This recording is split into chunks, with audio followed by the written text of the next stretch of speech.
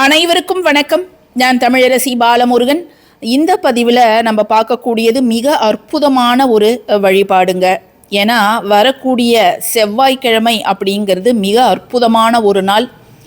ஆவணி மாதத்தோட முதல் நாள் 18/8/2026 அன்னைக்கு தான் விஷ்ணுபதி புண்ணிய காலம். அன்றைய தினம் அதிகாலை 1:30 மணிலிருந்து 10:30 மணி வரை நம்ம பெருமாள் வழிபாடு செய்வது அப்படிங்கிறது நம்முடைய குடும்ப முன்னேற்றத்திற்கு மிக நல்லது. இந்த ஆவணி மாதம் அப்படிங்கிறதே நம்முடைய குடும்ப நலனை காக்கும் ஒரு மாதமாக கருதப்படுது. ஆவணி மாதத்திற்கு சிங்க மாதம் அப்படின்னும் மாதங்களின் அரசன் அப்படின்னும் மற்றொரு பெயர் இருக்குது. கேரளாவில் ஆவணி மாதம் தான் ஒரு ஆண்டோட முதல் மாதம். அதனால தான் அந்த ஆண்டோட முதல் மாதத்தில் அவங்க ஓணம் பண்டிகை கொண்டாடுறாங்க. அழகாக பூக்களாலே கோலம்லாம் போட்டு மகாபலி சக்கரவர்த்தி தன்னுடைய தேசத்தை பார்க்க ஒவ்வொரு வீடாக போய் மக்கள்லாம் சந்தோஷமாக இருக்கிறாங்களா அப்படின்னு பார்க்க வருவாராம். அதை தான் அவங்க திருவோணமாக கொண்டாடுறாங்க. நம்ம தமிழகத்திலும் இந்த ஆவணி மாதத்தில் விநாயகர் சதுர்த்தி, மகா சங்கடஹர சதுர்த்தி, கிருஷ்ண ஜெயந்தி, ஆவணி மூலம் அப்படிங்கிறது ரொம்ப ரொம்ப சிறப்பானது. மதுரையில் அதை ரொம்ப சிறப்பாக கொண்டாடுவாங்க. ஆவணி அவிட்டம், வரலட்சுமி விரதம் அதெல்லாம் நம்ம கொண்டாடுறோம். அது மட்டும் இல்லாமல் புத்திரதா ஏகாதசி, காமிகா ஏகாதசி இதெல்லாம் இந்த ஆவணி மாதத்தில் நம்ம கொண்டாடுறோம். இந்த ஆவணி மாதம் முதல் நாள் வரக்கூடிய செவ்வாய்க்கிழமையே முருகனுடைய அருளை நமக்கு பரிபூர்ணமாக தரக்கூடிய ஒரு நாளாக இருக்குது. செவ்வாய்க்கிழமை வளர்பிறை செவ்வாய். அது மட்டும் இல்லாமல் அன்றைய தினம் முருகனுக்கு உரிய ஷஷ்டி திதியும் சேர்ந்து வருகின்றது. ஸோ நம்ம இந்த நாளை பெருமாளோட அனுகிரகத்தையும் பரிபூர்ணமாக பெறலாம், முருகனுடைய அனுகிரகத்தையும் நம்ம பரிபூர்ணமாக பெறலாம். அன்றைய தினம் நாம் செய்ய வேண்டிய 3 முக்கிய விஷயங்கள் என்ன அப்படிங்கிறத நம்முடைய சேனலில் ஒரு பெரிய பதிவாக நான் ஏற்கனவே கொடுத்துருக்குறேன். ஸோ நேரம் கிடைக்கும் பொழுது பார்க்காதவங்க அந்த பதிவை போய் செக் பண்ணி பாருங்கள். அந்த 3 விஷயங்களில் ஏதாவது ஒரு விஷயம் நீங்கள் அன்றைக்கி செவ்வாய்க்கிழமை செய்தாலும் நமக்கு கோடி புண்ணியம் சேரும். இப்போ நம்ம பார்க்க போகிறது மிக முக்கியமான ஒரு தீப வழிபாடு. நீங்கள் வீட்டில் இருந்தபடியே இதை நீங்கள் செய்யலாம். சுத்தபத்தமாக இருப்பவர்கள் மட்டும்தான் இதை நீங்கள் செய்யலாம். காலையில் 10:30 மணிக்குள்ளார செய்வது அப்படிங்கிறது ரொம்ப ரொம்ப நல்லது. அப்படி இல்லாதவங்க நீங்கள் மாலை நேரத்தில் கூட இதை மாலை நேரத்துலேயும் தாராளமாக நீங்கள் தீபம் ஏற்றி வழிபாடு செய்யலாம். அன்னைக்கு காலையில் 10:30 மணிக்குள்ளார நாங்கள் வெற்றிலை தீபம் ஏற்ற போகிறோம் அப்படிங்கிறவங்க இப்போ நம்ம சொல்லக்கூடிய இந்த ஒரு தீபத்தை நீங்கள் ஏற்றுங்க. அப்படி இல்லை நாங்கள் வேலைக்கு போனோம், டைம் ஆகிடுச்சு அப்படிங்கிறவங்க நீங்கள் மாலை நேரத்தில் எப்பொழுதும் போல் வெற்றிலை தீபம் ஏற்றலாம். ஏன்னா அன்றைக்கி விஷ்ணுபதி புண்ணிய காலம் அப்படிங்கிறதால நீங்கள் பிரம்ம முகூர்த்த நேரத்தில் கூட இப்போ நம்ம சொல்லக்கூடிய இந்த ஒரு தீபத்தை நீங்கள் ஏற்றலாம். இப்படி நம்ம ஏற்றி வழிபாடு செய்வதனால முருகனுடைய அருளும் பெருமாளோட அருளும் நமக்கு முழுவதுமாக கிடைக்கும். முருகனுடைய அருள் அப்படின்னா செவ்வாய் கிரகத்தால் ஏற்படக்கூடிய பிரச்சனைகள் அனைத்தும் நீங்கும். செவ்வாய் தோஷம் அப்படிங்கிறது நீங்கும். திருமணத்தடை, குழந்தை பெறுல தடை அப்படிங்கிறது நீங்கும். கடன் சுமை அப்படிங்கிறது பெரிதளவில் குறையும். செல்வ செழிப்பு அப்படிங்கிறது ஏற்படும். தடைப்பட்ட பணம் நம்மை சேரும். அதே போல் அடமானத்தில் இருக்கக்கூடிய நகையும் வீடு சேரும். நம்மளுக்கு பிடிச்ச வேலை, கை நிறைய சம்பளத்தோட பிடிச்ச வேலை அப்படிங்கிறது கிடைக்கும். அது அரசாங்க வேலையாக இருந்தாலும் சரி, வெளிநாட்டு வேலையாக இருந்தாலும் சரி கிடைக்கும். நிலம் சார்ந்த பிரச்சனைகள், ஒரு நிலத்தை வாங்க முடியல அல்லது ஒரு இடத்த விற்க முடியல அப்படிங்கிறது அந்த பிரச்சனை தீரும். இப்போ நாங்கள் இடம் வீடு கட்டி விட்டுருக்கோம், யாரும் வாடகைக்கு வரமாட்டாங்க அப்படின்னாலும் வாடகைக்கு வருவதற்கு இதை நீங்கள் செய்யலாம். அல்லது வாடகை இருப்பவங்க பல வருஷமாக இருக்கிறாங்க, காலி பண்ண மாட்டேங்கிறாங்க அப்படின்னா அந்த ஒரு காரணத்துக்காகவும் இதை நீங்கள் செய்யலாம். ரத்தம் சம்பந்தப்பட்ட நோய் பாதிப்பு இருக்குது அப்படின்றவங்க இதை நீங்கள் தாராளமாக செய்யலாம். பொதுவாக குடும்பம் சுபிக்ஷமாக இருப்பதற்கு அனைத்து ஐஸ்வர்யங்களும் 16 செல்வங்களும் வீட்டில் நிரம்பி வழியணும் அப்படிங்கிறதுக்காக இந்த ஒரு தீப வழிபாட்டை நீங்கள் தாராளமாக செய்யலாம்.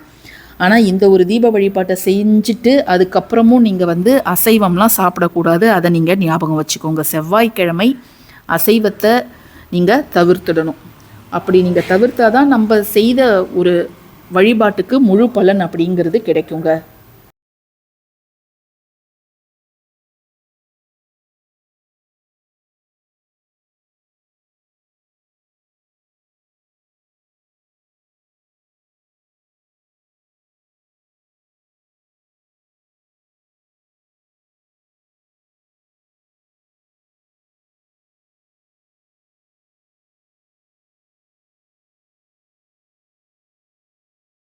இதை மாதிரி ஒரு பித்தளை தட்டோ வெள்ளித்தட்டோ அல்லது செம்பு தட்டோ எடுத்துக்கோங்க. அதில் ஒரு கைப்பிடி நிறைய நீங்கள் துளசி இலைகளை வந்து இதில் வச்சுடுங்க. ஸோ இதை வச்சுட்டு இதற்கு மேல் நாம் வைக்க வேண்டியது என்ன அப்படின்னு பார்த்தீங்கன்னா, ஒரு வெற்றிலையை நான் காம்பை எடுத்துட்டேன். நம்ம எண்ணெயிலையோ அல்லது நெய்யிலையோ நம்ம அந்த வெற்றிலையோட காம்பை போட தேவையில்லை. அதற்கு மேலே ஒரு அகல், எப்பொழுதும் போல் நீங்கள் வெள்ளை நிற திருநூல் போட்டுக்கலாம் அல்லது சிவப்பு நிற திருநூல்னும் நீங்கள் போட்டுக்கலாம். இதில் நம்ம எண்ணெயோ அல்லது நெய்யோ விட்டு பச்சை கற்பூர துளிகள் இருக்குது இல்லையா, அதை வந்து நுணுக்கி நம்ம பவுட்ராக்கி இதில் போட்டுடுங்க. போட்டுட்டு இது கிழக்கு முகமாகவோ அல்லது வடக்கு முகமாகவோ இந்த தீபமானது எரியட்டும். உங்கள் பூஜை ரூமில் இதை நீங்கள் ஏற்றி வைக்கலாங்க. இதை நீங்கள் ஏற்றி வச்சுட்டு கடன் தீருவதற்கான மிக சக்தி வாய்ந்த பெருமாள் மந்திரம். ஏன்னா நம்ம துளசி அப்படிங்கிறது பெருமாளுக்கு உகந்தது, வெற்றிலை அப்படிங்கிறது முருக வழிபாட்டுக்கும் நாம் செய்யக்கூடிய செயல்கள் அனைத்தும் வெற்றி பெறுவதற்கும் நம்ம வெற்றிலையை வைக்கிறோம். அதற்கு மேலே இதை மாதிரி ஒரு அகல் தீபம் வச்சுட்டு நீங்கள் தீபத்தை ஏற்றிட்டு நீங்கள் உச்சரிக்க வேண்டிய மிக சக்தி வாய்ந்த அந்த பெருமாள் மந்திரத்தை, ஒரு வரி பெருமாள் மந்திரத்தை இப்போ நம்ம பார்த்துடலாம். தீபத்தை ஏற்றி வச்சுட்டு நம்ம உச்சரிக்க வேண்டிய ஒரு வரி மந்திரம் என்ன அப்படின்னு பார்த்தீங்கன்னா, ஓம் ருண விமோச்சன திரிவிக்ரமாய நமக. இந்த ஒரு வரி மந்திரத்தை நீங்கள் 9 முறை அல்லது 27 முறை அல்லது 54 முறை உச்சரிக்கலாங்க. நேரம் இருக்கும் பட்சத்தில் நீங்கள் 108 முறை கூட உச்சரிக்கலாம். இந்த தீபம் ஏற்ற வேண்டிய நேரம் அன்றைய தினம் காலை, செவ்வாய்க்கிழமை காலை 1:30 மணிலேருந்து அதிகாலை 10:30 மணி வரைக்கும் நீங்கள் எப்போ வேணாலும் ஏற்றலாங்க. இந்த ஒரு வரி மந்திரம் அப்படிங்கிறது எப்பேற்பட்ட கழுத்தை நெரிக்கக்கூடிய கடன், வெளியில் சொல்ல முடியாத அவ்வளோ கடன் பிரச்சனை இருக்குது அப்படிங்கிறவங்க செவ்வாய்க்கிழமையில் இந்த தீபம் ஏற்றிட்டு இந்த மந்திரத்தை உச்சரிச்சுட்டு உங்களால் முடிஞ்ச ஒரு சிறிய தொகையை நீங்கள் கடன் வாங்கியவர்கிட்ட போய் கொடுக்கலாம். அல்லது ஆன்லைனில் ஒரு 1000 ரூபாய் இருந்தால் கூட நீங்கள் அதை ஆன்லைனில் ட்ரான்ஸ்ஃபர் பண்ணுங்கள் கடனை தீர்ப்பதற்காக. நிச்சயமாக உங்களுடைய கடன் மிக விரைவில் தீரும். அத்தகைய சக்தி வாய்ந்த ஒரு மந்திரம் தான் அது. ஏன்னு கேட்டிங்கன்னா, அந்த நேரத்தில் உலக உயிர்கள் எந்த நியாயமான கோரிக்கையை பெருமாள் கிட்ட வச்சாலும் அதை அவர் தீர்ப்பார் அப்படிங்கிறது நம்பப்பட்டு வருகிறது. அதனால் நீங்கள் கோவிலுக்கு போய் 27 முறை நீங்கள் அந்த கொடிமரத்தை சுற்றி வந்து நம்ம சொன்ன அந்த ஒரு வழிபாட்டை நீங்கள் செய்தாலும் இதை வந்து நீங்கள் தாராளமாக செய்யலாம். ரெண்டுத்தையும் ஒரே நாளில் செய்யலாம், தவறு கிடையாது. சரிங்களா? ரெண்டுமே நம்முடைய வாழ்க்கை நலனை மேம்படுத்துவதற்காக தான். அல்லது நாங்கள் கோவிலுக்கு போகல அப்படிங்கிறவங்க நீங்கள் வீட்டில் இந்த ஒரு தீபம் மட்டும் ஏற்றி அந்த ஒரு மந்திரத்தை சொல்லுங்கள். இந்த தீபமானது 1/2 மணி நேரத்திலிருந்து 1 மணி நேரம் எரியட்டும். அடுத்த நாள் வந்து நீங்கள் வெற்றிலையை டிஸ்போஸ் பண்ணிவிடுங்க.